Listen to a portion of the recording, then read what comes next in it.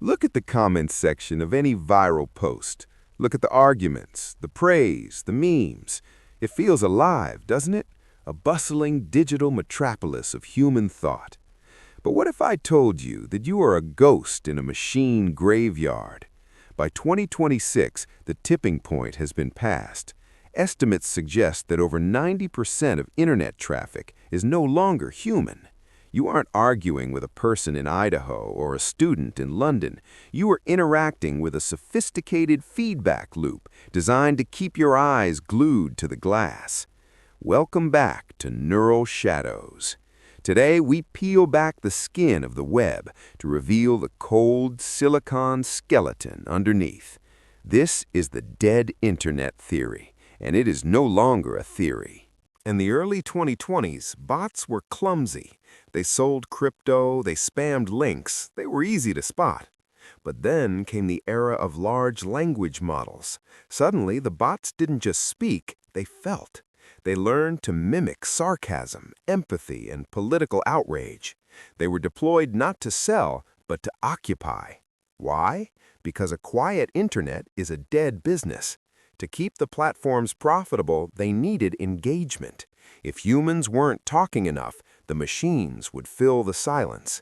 We built a digital echo chamber so loud that we didn't notice when the real voices started to disappear. The most terrifying part of 2026 isn't that AI is talking to you, it's that AI is talking to itself. We are seeing recursive consumption. Bots are generating content, other bots are commenting on it, and algorithms are boosting it to the top. It's a closed system. Human thought is now just a data point used to fine-tune the simulation. We are being pushed to the margins of our own creation. The internet has become a hall of mirrors, and every face you see in the glass is just a reflection of an instruction set. Why did we let this happen? The answer, as always, is cold and financial. In the digital age, attention is the only currency. Advertisers pay for impressions, not for souls.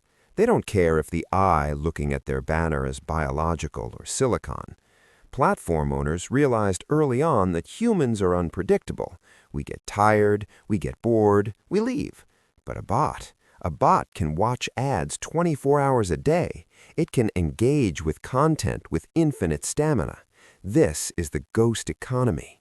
By 2026, the internet has become a giant money laundering machine for data, where billions of dollars circulate between AI agents, while we, the biological users, are merely the ghosts haunting the margins of their ledgers. This shift has a devastating side effect: digital solitude.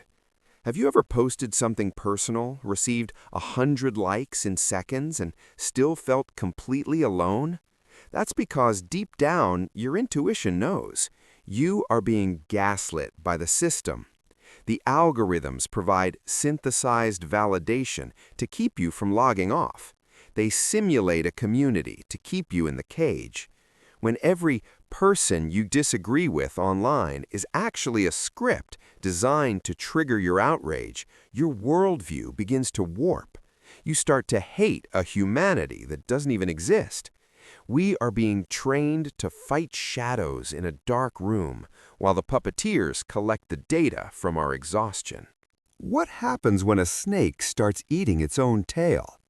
In 2026, we call it model collapse. Since humans have stopped creating enough original content, AI models are now being trained on data generated by other AI. It is a digital inbreeding. Each generation of the web becomes more distorted, more surreal, and further from reality. The dead internet is not just quiet, it's becoming insane. The facts are being replaced by hallucinations that are repeated so many times by millions of bots that they become the new truth. History is being rewritten in real time, and there is no longer a physical library to check the facts. If the machine says it happened and a million bots witnessed it, who are you to disagree? As the digital noise grows louder, the cost of being a real human increases.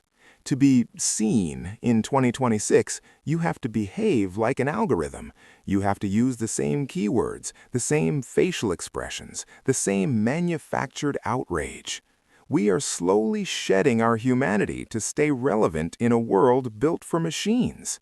This is the ultimate victory of the dead internet. It didn't just replace our voices with bots, it convinced us to become bots ourselves. Your thoughts are no longer yours. They are a curated response to a stimulus designed by an agentic system that knows your neural pathways better than you do. If the internet is dead, then we are the ghosts haunting its ruins.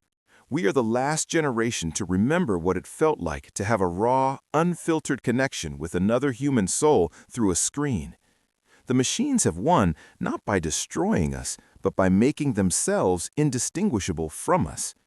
So the next time you find yourself scrolling at 3 a.m., stop. Look at the words. Look at the images.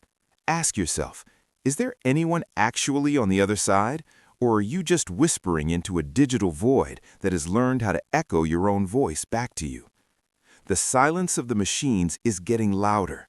Stay awake. The shadows are growing.